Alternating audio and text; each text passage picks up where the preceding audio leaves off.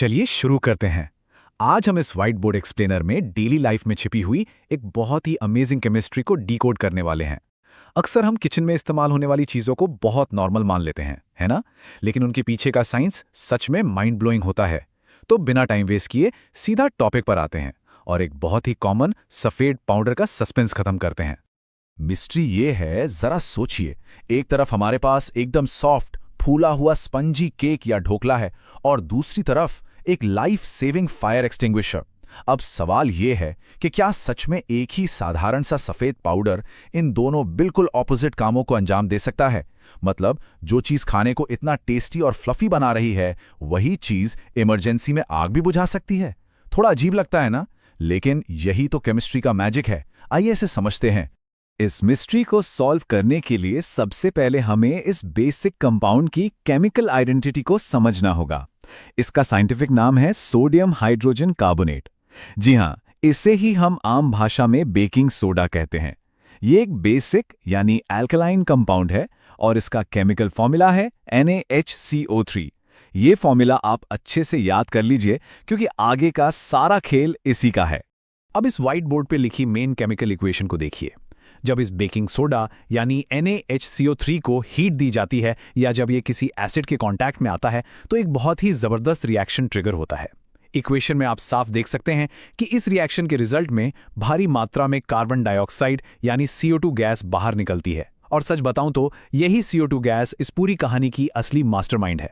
तो आप समझते हैं कि सोडा एसिड वाले फायर एक्सटिंग्विशर्स आखिर काम कैसे करते हैं। इसके दो बहुत ही सिंपल स्टेप्स हैं। स्टेप 1, जैसे ही हीट या एसिड मिलता है, बेकिंग सोडा ट्रिगर होकर ढेर सारी CO2 गैस रिलीज करता है। अब आता है स्टेप 2 और यहां असली साइंस काम करता है। ये जो CO2 गैस है ना, ये ऑक्सीजन से काफी भारी होती है। तो ये गैस आग के चारों ओर एक मोटे ब्लैंकेट यानी एक भारी कंबल की तरह लिपट जाती है। और जैसे ही ये कंबल बनता है, ऑक्सीजन की सप्लाई पूरी तरह कट जाती है। नतीजा, आग तुरंत बुझ जाती है।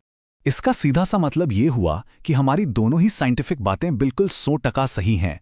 किचन साइंस में देखें तो यही CO2 गैस गूथे हुए आटे के अंदर फंसकर छोटे छोटे बबल्स बनाती है, जिससे हमारा केक या ढोकला फूलकर एकदम फ्लफी हो जाता है। और फायर फाइटिंग लॉजिक में वही भारी CO2 गैस ऑक्सीजन को ब्लॉक करके एक भारी ब्लैंकेट का काम करती है ना कमाल की बात? गैस एक ही है लेकिन इस्तेमाल के दो बिल्कुल अलग और अमेजिंग तरीके। अब जरा ध्यान दीजिए, खासकर अगर आप कॉम्पिटिटिव एग्जाम्स की तैयारी कर रहे हैं तो ये क्विक एग्जाम टिप आपके बहुत काम आएगी। एग्जाम्स में अक्सर बेकिंग सोडा और धावन सोडा यानी वॉशिंग सोडा के बीच बहुत कंफ्यूजन क्रिएट किया जाता है। देखिए, बेकिंग सोडा है NaHCO3 जबकि वॉशिंग सोडा है Na2CO3.10H2O।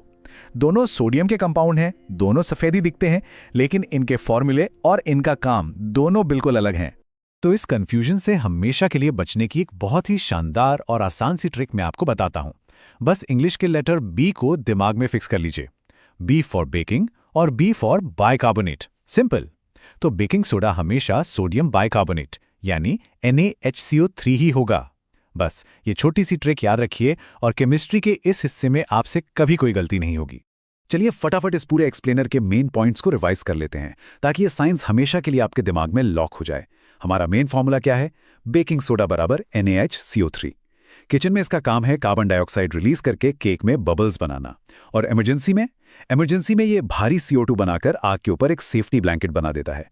मतलब सच में ये डेली लाइफ का एक सुपर हीरो केमिकल है। अब इस सेशन को वाइंड अप करने से पहले आपके लिए एक छोटा सा प्रैक्टिस चैलेंज है। आज हमने बेकिंग सोडा को तो पूरा डिकोड कर लिया, लेकिन ये बेकिंग पाउडर क्या चीज होती है?